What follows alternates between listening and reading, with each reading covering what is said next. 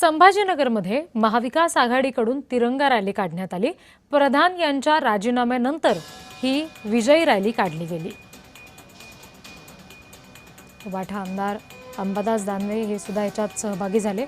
ही दृश्य आपण या रॅलीची बघतोय संभाजीनगरमधली।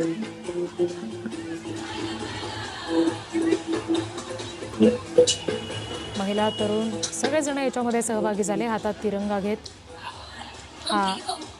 ही रॅली काढण्यात आली।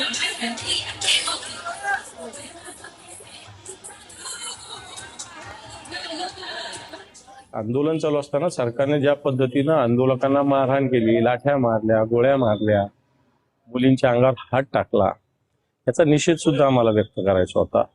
आणि दुसरी गोष्ट, मला असं वाटतं ही कोंडी सुटावी ही सुद्धा आमची भूमिका होती, परंतु काल हा राजीनामा झालेला आहे। त्यामुळे आम्ही ठरलेला आमचा तिरंगा मार्च पूर्ण केला। परंतु ज्या पद्धतीनं गोळीबार झाला, ज्या पद्धतीनं लाठीमार झाला, मुलींच्या अंगावर हात उचलले, त्याचा निषेध आम्ही करला।